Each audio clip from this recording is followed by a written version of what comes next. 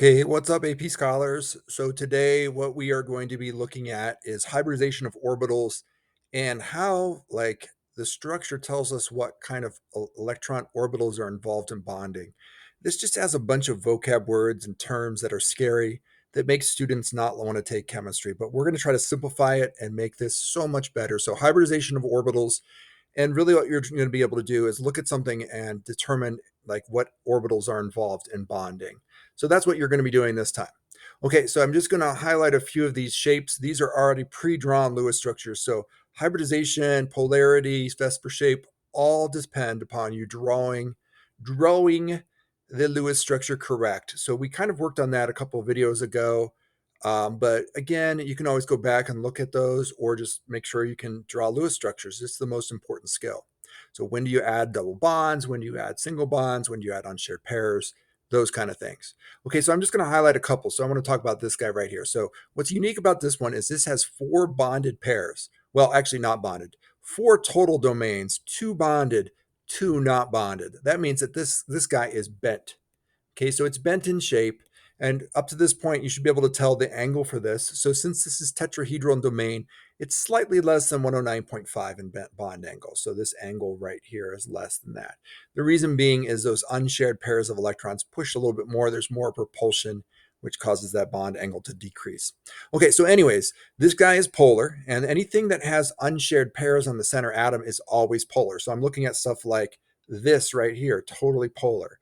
Or this right here. See how it's asymmetrical, this hydrocyanic acid. But something like carbon dioxide, this is nonpolar and linear in structure. So most of these guys, if you look at these, are polar. There's a couple nonpolar ones. This one is unique. I just want to mention this.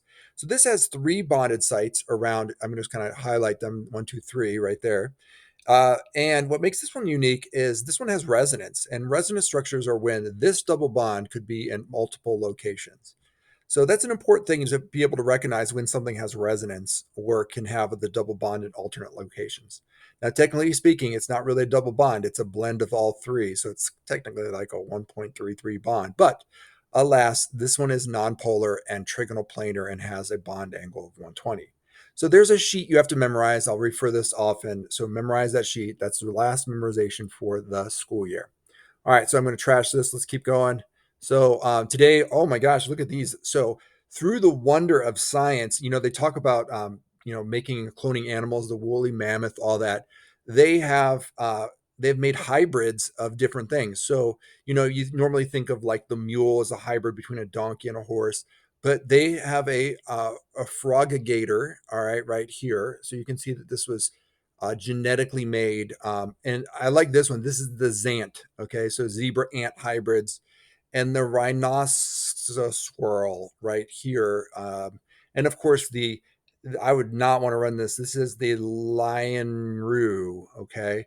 And obviously, these are just fun with Photoshop, but a hybrid is just that. It's a blending of 2 things. And so we're going to kind of look at that right now and get into this. Okay, so in the concept of hybridization, here's what's going on. So when they looked at the shape of the S, and I don't know if you guys remember this, but the S has a spherical shape and the P has like this dumbbell shaped look. Like when they kind of looked at those, the shapes of the molecules don't line up. Like the electrons involved in the bonding, the S and P orbits, don't look like the shapes of the bonded orbits when they, build the molecules and all that kind of stuff. And so what they said is, okay, so what must have happened is these orbitals, or the S and P, must have come together and formed new orbitals. And that's what happens when you have a scientific theory, is you come up with ways to explain it.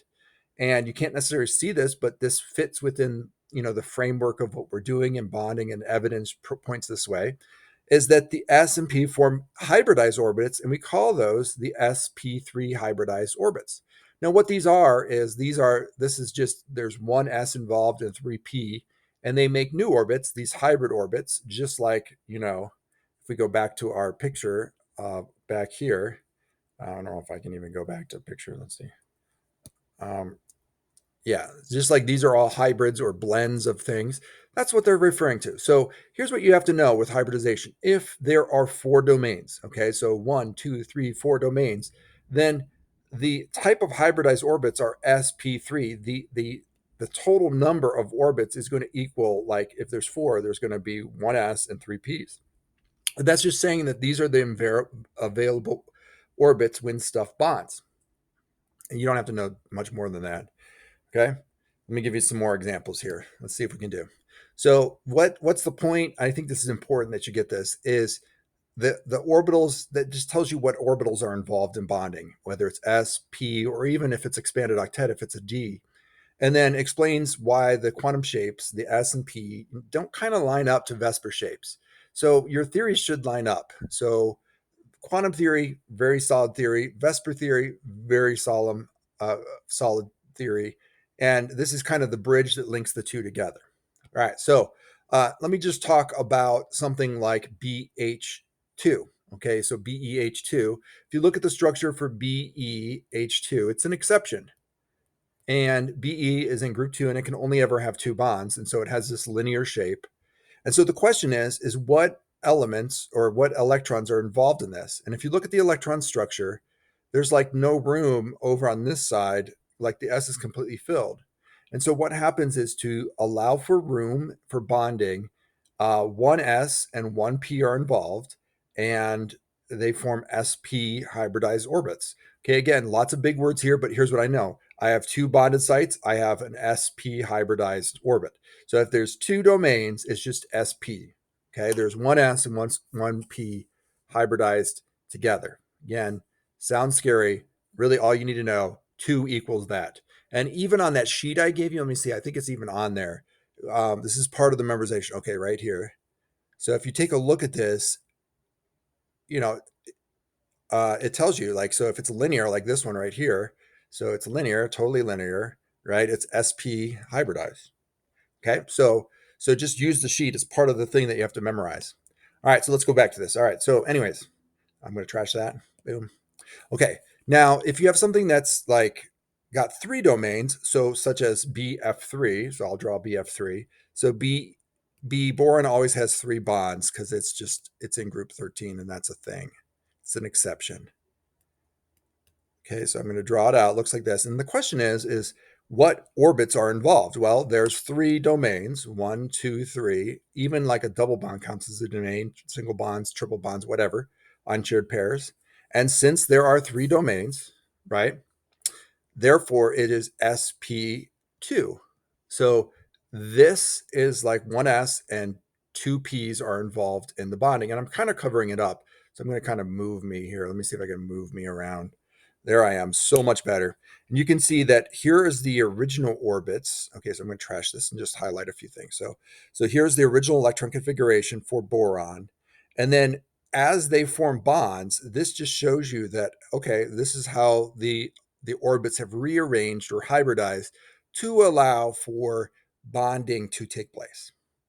Okay, again, if there's 2, it's SP. If there's 3, it's SP2. And if it's 4, oh my gosh, you guys, guess what it'll be? You're going to love this. Okay, so if it's 4, so for example, for methane, okay, so methane is CH4, and C, if I'm going to draw this out, so I'll draw CH4. So there we go, CH4, this is methane, a real common organic thing. Okay, so then when I look at the structure of carbon, it looks like this. Again, there's not room for everything to bond. They form new bonded orbits called hybrid orbits, and it's called sp3. And if you have 4, it's sp3.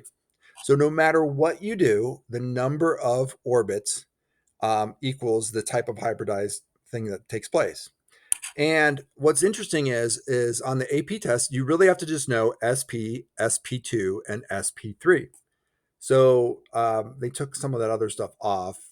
So that's pretty much basically all you need to know is the number of total pairs. If it's tetrahedron domain, it's sp3. If it's trigonal planar, it's sp2. And if it's linear, it's sp.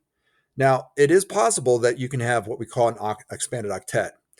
And for 5 domains, what the theory thinks right now, at least, is that the D gets involved. Okay, so this is not uncommon to see something where if you're sp3D, that means you have 5 total bonded sites. So something like, I'll give you an example, like PCl5. Okay, so here's PCl5.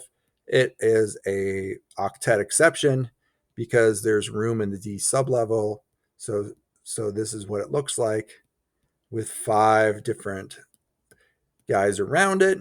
And this would be, trigonal bipyramid in shape and sp3d in hybridization. And then octahedral would be the same thing, because it would be 6 domains instead. All right, so keeping that in mind, I kind of want to talk about when things bond, the types of bonds that can occur. All right, so this is fun. All right, so sigma and pi bonding. So sigma is when they actually overlap and touch. Okay, so if you have 2 s orbits and they're actually touching, or an s and a p and they're actually touching, this is called a sigma bond. So sigma bonds are always single bonds. Single bonds always have one sigma where they always touch. Okay, so what's happening here is in this section, electrons are being shared there. Here it is right here for HF. This is a sigma bond because they're touching. Okay, this would be a single bond like for something like carbon bonding with like uh, Cl, right? So these would be touching. So just know that a sigma bond is when they touch, and it is typically found, it's not typically, it's always found in sigma bonds. Okay, now pi bonding. Now this is different. Okay, so first of all, I want to mention this. This is the symbol for sigma bonds. So looks like that. That's a sigma bond. So when things are touching right here, this is my sigma bond. But a pi bond is when you have these side by side interactions in a p, like a p sublevel. And you guys remember the like dumbbell shaped. And what happens is this side by side action is called a pi bond. Okay. So in one double bond, all right, so in one double bond, that's equal to 1 sigma and 1 pi bond. And what I mean by that is this is my molecule right here. This would be ethene, okay? And I have a bond that touches, and this is like the p orbits touching. And then I have this unoccupied, this guy right here, p orbit, that's side by side. This is my pi bond, okay? So a pi bond is formed with the sideways overlap of atomic orbitals. So typically what they'd ask you is, okay, in this molecule of ethene, how many pi bonds do I have? And you would say 1 pi bond, because in a double bond, there's 1. But how many total sigma bonds? Well, that's interesting, because for every one of these guys they're touching, this would be a sigma bond. So there's 4 right there. And then there's also 1 here. So this would have 5 sigma and 1 pi bond present. That's what you have to do with this. Okay, now let me get rid of that. Boom. Okay, so here's my rule of thumb. If you are if we're asking how many, what sigma or what pi, single bond, there's always 1 sigma bond. In a double bond, there's always 1 sigma bond and 1 pi. And then in a triple bond, there's always 1 sigma. So there's always 1 sigma. And then there's 2 pi bonds. And I'll show you that right now. Okay. Let me trash that. Boom. You can always pause if I'm going too fast.